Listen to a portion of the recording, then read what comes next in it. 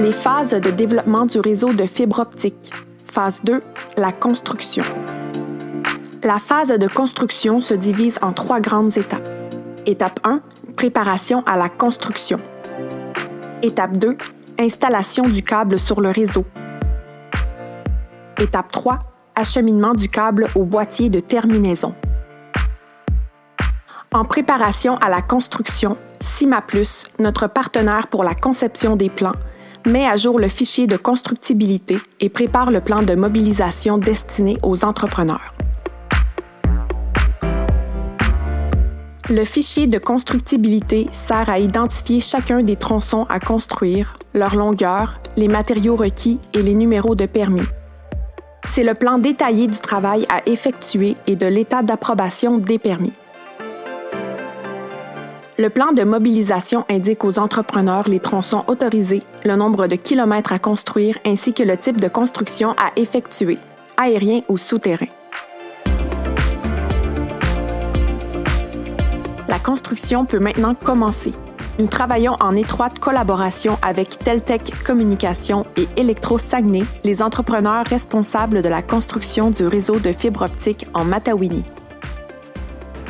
Dans le cas d'un réseau aérien, l'entrepreneur effectue le déroulement de câbles à l'aide de poulies et la ligature de celui-ci au toron, le câble porteur, du propriétaire d'infrastructure.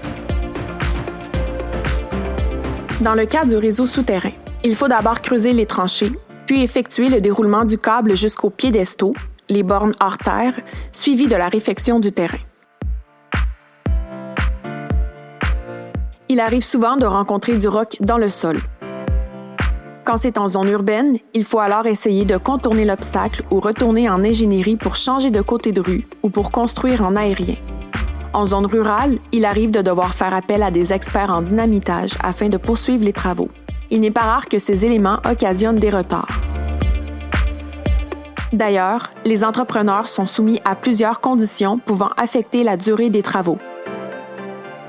La disponibilité de la main-d'œuvre,